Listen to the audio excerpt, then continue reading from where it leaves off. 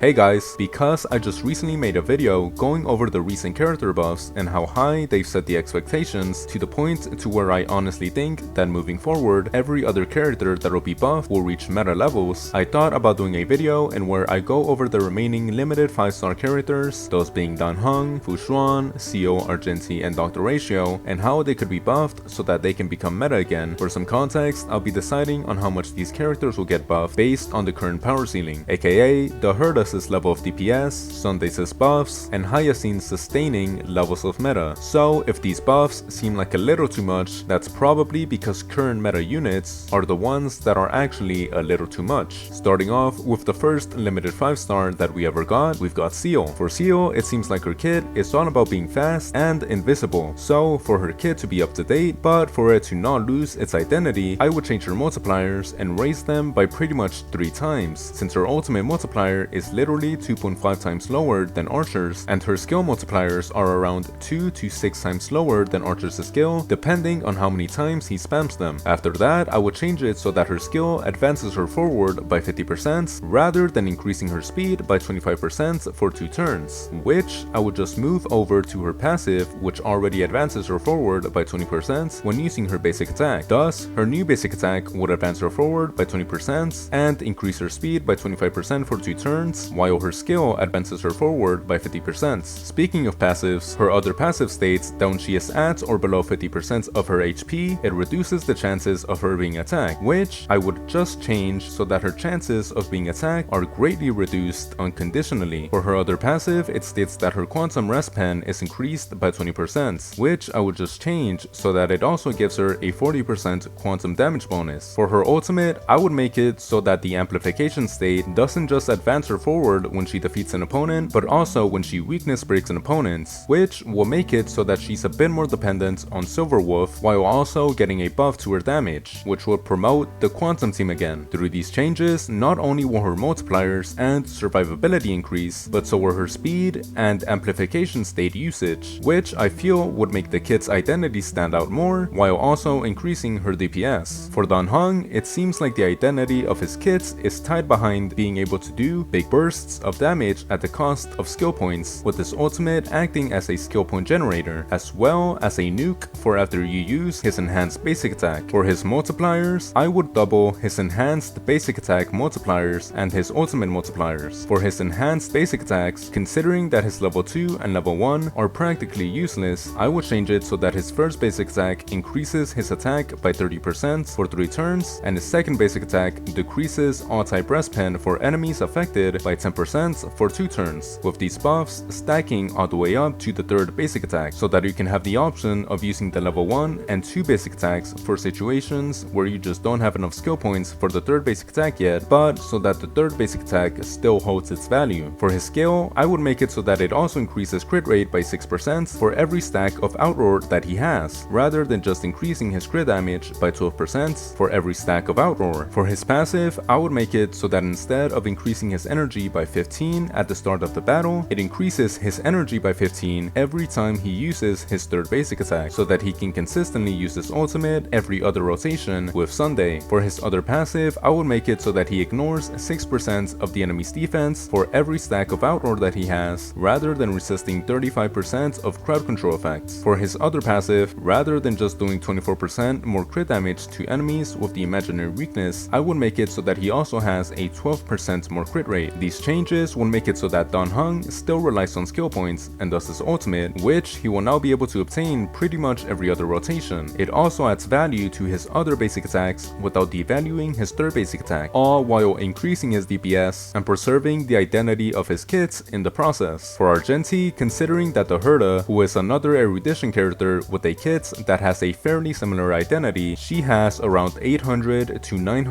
multipliers on her enhanced skill and ultimate once you take into consideration all of the buffs that she gets. For his second ultimate, I actually think that his second ultimate's multipliers are fine, but his first ultimate's multipliers should definitely be at least doubled, maybe even tripled, considering that it only does 33% more damage than his skill, which has horrible multipliers to begin with, all while consuming half of the energy he will need for his second ultimate, aka the only actual source of DPS in his kits. His first ultimate should also give him 3 stacks of Apotheosis, and for his skill, its multipliers should be doubled so that it actually does viable damage, since it is typically exclusively used for energy recharge. His skill should also increase his crit rate by 25% for 2 turns, and give him 2 stacks of apotheosis. For his passive that gives him 2 energy when enemies enter should be changed so that he gets 15 energy for every enemy that enters the battle. For his talents, instead of only increasing his energy gained by 3 for every enemy that he damages with his skill, basic attack or ultimate, it should give him 10 energy instead, and instead of increasing his crit rate by 2.5% for every stack that he has, it should increase his crit damage by 5% for every stack so that it completes a 2-to-1 ratio from the crit rate given to him by his skill. For his other passive, which gives him 1 stack of apotheosis at the start of his turn, it should be changed so that he ignores 4% of